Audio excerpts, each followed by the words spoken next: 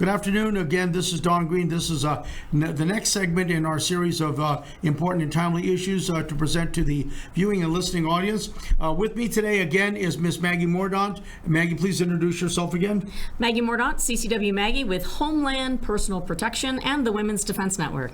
Okay, thank you. Today, again, we are presenting a series of mini programs, so it'll catch your attention. Here's one about ghost guns. Ghost guns are generally traditionally weapons made at home or manufactured without serial numbers.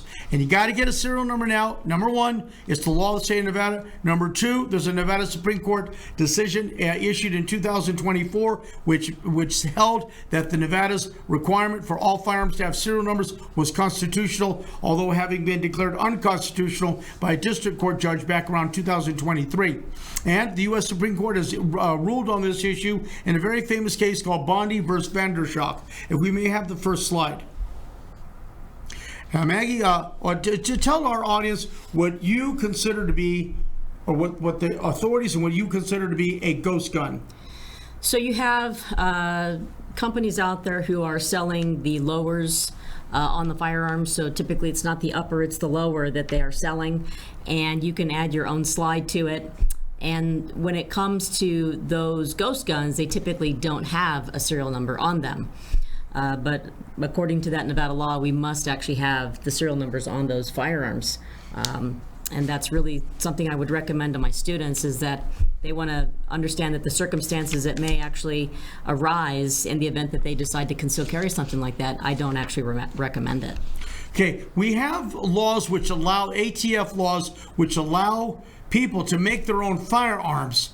And the law now is even if you manufacture your own firearm, you must have a serial number on it. And when you sell it, or when you buy one, when you look at the form 4473, on the top left of the form, right about maybe 2 inches down, it says, is this a privately manufactured firearm? Which means you made it at home. And it says serial number 123 or whatever.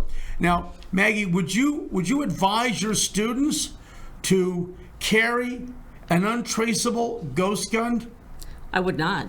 I think that's going to open them up to all kinds of other questions as to the legitimacy of the firearm. Even if this firearm is maybe not made properly, it could really open them up to some sort of issue with that gun. Again, if you have someone who's just buying a parts and pieces and they're not armorers, and those are all the questions that may actually come up if you ever were to use that firearm. If something happened to that gun, or you loaned it, or if you're at the range and you and a friend are shooting it and something happens to that gun, maybe it has some sort of defect to it, he could actually be found liable for that. When you have your students in training for the firearms portion of a concealed weapon course, do you look at every firearm for every student in that class? I do. Why? I inspect every single firearm because they are under my care. If they're going to shoot a firearm, we like to inspect the guns, make sure they are clean, lubricated, they're in good working condition, just because I feel that it's my responsibility. It's the responsibility of my other instructors, as well as my business partners, to make sure that we keep our students safe on the range. There's even times where if somebody shows up with a firearm and it's not in good working condition, it's got rust on it, or it's just not a good gun that I feel safe enough to let them shoot, I actually provide handguns for my students to shoot. Even the ammunition for a lot of our different training courses. We have classes where they can use our guns. We always bring backup firearms for them to even use, because not everybody is proficient at keeping their guns in good working condition, or even know what they may even have in front of them. Maybe it's something they got passed down to them, or they haven't shot it in 5 years, and here they are at a class ready to shoot it again. What happens if you have a student who has made a firearm himself or herself, and it does not have a serial number? What, if anything, would you do if you notice that at the range? So if this is someone who is one of my students, again, inspecting that firearm, making sure that it's in good working condition, I would let them know and inform them as an educator that, hey, that firearm may be seen as an illegal firearm. you're going to make sure you have that serialized. Otherwise, you could get in trouble for that. Would you allow that person to fire on their range with that weapon? If I'm actually the range master, if I'm the person running the range, I would definitely not. I would say, nope, we're not shooting that here, but we've got some other guns that we can replace that you can shoot instead of that. Let's look at the next slide. Now, we have a statute which talks about, except as otherwise provided, a person within this state shall not carry concealed upon their person these types of weapons, and it defines down at the bottom a pistol, revolver, other dangerous weapon, or pneumatic gun. We talked about those a few minutes ago. But now we have a law in Nevada which is talking about you actually have to have that serial number placed on it, no matter what the serial number is. And of course, you have to abide by ATF regulations, which requires caliber, 50 caliber Beowulf, 9mm, date of manufacturer, December 1st, 2026. It's got to show the serial number which you've made. Let's say it's DG666-999. That's a unique serial number. That's just the first two letters of my name, and you can pick that. But then what do? Do you go to an engraver who knows what he's doing to get that serial number and information on there? I think it's a great idea to do that instead of doing it yourself. You want to go to a professional. Me personally, I'm a big fan of Las Vegas Engraving. They actually do a great job of being able to do things like that. They'll do some of those things that you need. They'll do it the right way because that's their wheelhouse. That's what they do. So I would highly recommend them. Where's Las Vegas Engraving located? They're here in Las Vegas. I'm not sure their address or anything, but you can look up Las Vegas Engraving, or you can reach out to me and I'll actually point you in the right direction. Are they over there are they over there like the southwest corner of Decatur and Decatur and Rainbow? I mean, Sahara and Rainbow, in that area?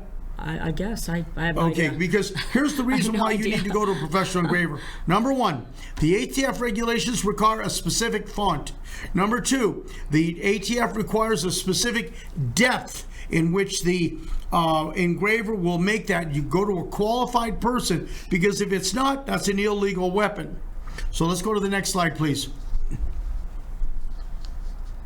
So, we're going into this area here, going into this while we're transitioning in from ghost guns and now to the consequences of battery domestic violence revisited. We have to plug this in here because I get so many cases of attorneys and people calling me, what if anything should I do? We've got a federal and state lifetime ban on the possession of any firearm or ammunition if you have a battery domestic violence. And Ms. Mordaunt, when you have a student in your class who says, well, I've got a battery domestic violence pending, what, if anything, do you do? Well, I let them know that even in that pending status that they are not guilty or innocent. So at that time, they need to get that cleared up before they can even come in and take a class with me. And one would only hope that they didn't show up with firearms, because that in itself could put me in a precarious position that I may actually have to report that. Okay, and so let's go to the next slide. Okay, these are different things that you've got to look at in order to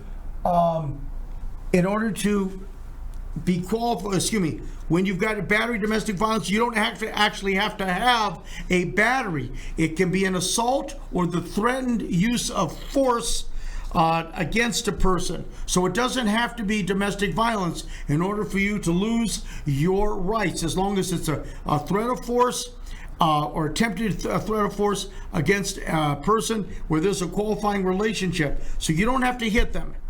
And you don't have to, but you have to use a deadly weapon. It doesn't have to be a firearm. So for example, if you're a CCW holder and you say that I used a machete, then that's a dangerous weapon. Would you agree? Yes. But we have a Nevada, here's a distinction. We have a Nevada Supreme Court case which said that the use of a butter knife is not in and of itself a deadly weapon.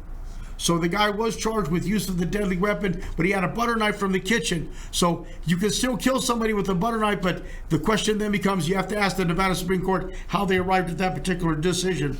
Let's go to the next slide, please. Okay, we're now talking again about the remedies which we have. Ms. Mornon, tell me, when you've got a student who comes to your class and says, I've got a battery domestic violence, I'm going to plead guilty to it next week, can I still take your class? They cannot. They have lost their Second Amendment right to keep and bear arms. They cannot take that class. I would, refund their money and ask them to politely leave. Now, when people come to me, and attorneys come to me from all over the state of Nevada, this year I probably got a call from at least 3 or 4 attorneys in 3 or 4 counties in the state. So the remedy is, if you're charged with battery domestic violence, number 1, you can't go to the class. Number 2, would you try to negotiate the dismissal of the charges? Negotiate to what's known as a submittal. You do all the classes. I know that's very uncomfortable. You pay the fine, you do the community service, and try to get less than 180 days in jail. I always ask for a suspended sentence of at least at most 159 days. And then let's talk about perhaps a jury trial. So when you've got a good guy, Ms. Mordaunt, you've got a great guy with a great background who is charged with having an altercation with his wife, what do you suggest to him, in your experience, practical experience, of going before a jury? So if he's going to try to plea it, are you talking about the plea bargaining process? Plea bargaining or jury trial. So in that case, if they can actually bring it down and it not be domestic battery, they could give him a 3-year misdemeanor, and it wouldn't come up as that domestic battery.